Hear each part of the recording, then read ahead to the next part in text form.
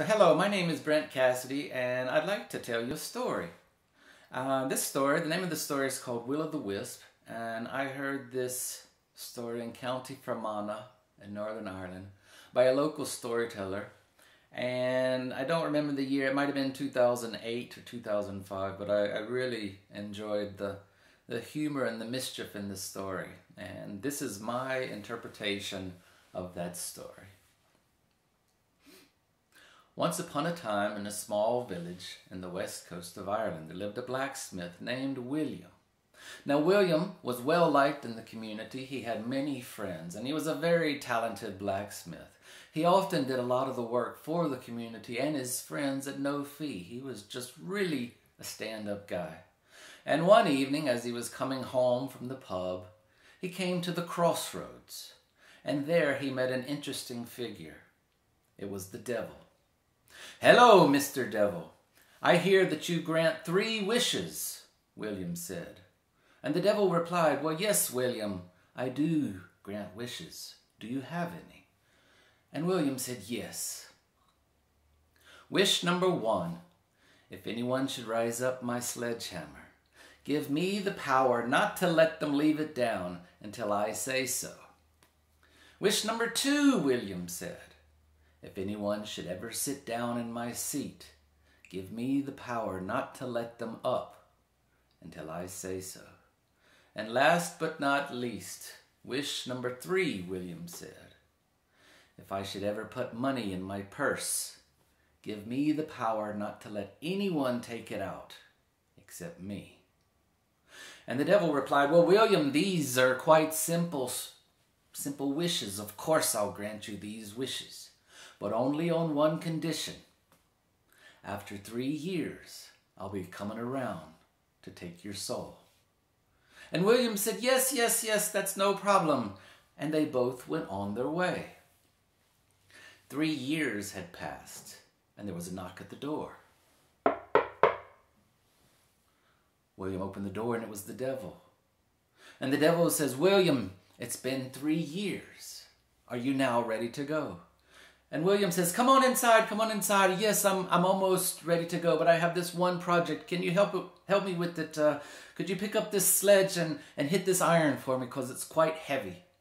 The devil reached down and he picked up the sledge, but he could neither strike the iron nor let it go. The devil was furiously mad. And William says, "I'll let you let that sledgehammer go only on one condition, and that's that you give me 3 more years. Well, the devil hadn't a chance, and he said, "Well, certainly." And he went on his way. 3 more years had passed, and the door knocked yet once again. William opened the door, and it was once again the devil. And the devil says, "William, it's been 3 years. Are you now ready to go?" And William says, certainly, certainly, come on in, have a seat. I'll just go in the back and get my things, and we'll be on our way." The devil came in and had a seat, and then he realized he was stuck. He couldn't get out of the seat.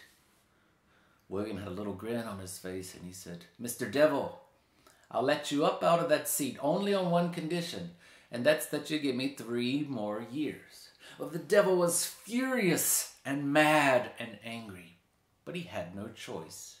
And he said, "Certainly, William." And then he went on his way. 3 more years passed, and the devil arrived at William's house. But this time, William opened the door without a knock, and he was ready to go. The devil was a little bit surprised, but anyway, they left on their journey. And they began to walk down the path along the glens and the bogs and the hills. They passed over the crossroads where they had met many, many years ago. And as they were crossing over the pub, William says, "You know, I never go past this pub without going in for a pint. And being that we have such a long journey, could we go inside just for 1 pint? Well, the devil gave it some thought, and he said, "Well, we do have a long journey, so yes, let's go inside." So the 2 of them went inside, and immediately upon getting inside, William says, "Well, hey, Mr. Devil, I forgot my money. Can you turn yourself into 2 shillings so we can pay for these pints?" And the devil said, "Well, certainly." And the devil changed himself into 2 shillings and got into his purse. And this time William had a big grin on his face, for he knew he tricked him once again. The devil was angry, more angry than he'd ever been before.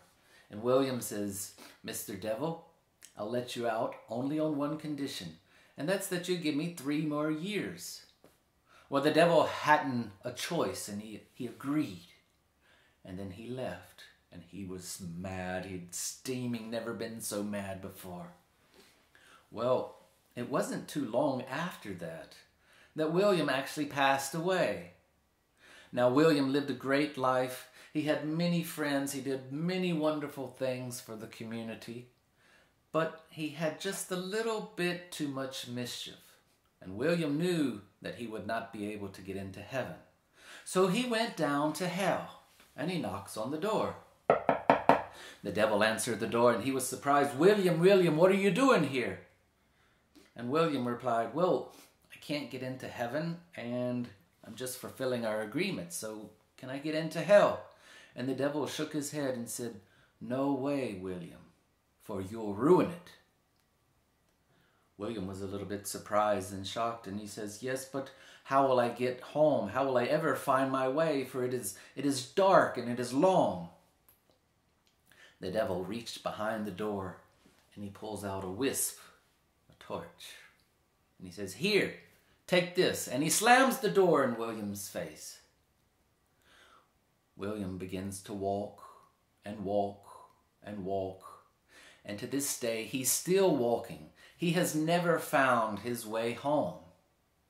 And some folks say, on the west coast of Ireland, if you're ever out and about in the evening or at night, walking along the glens or around the bogs or the hills, and you see a light coming towards you, do not fear, do not be afraid, for it's just Will O the Wisp, forever trying to find his way home.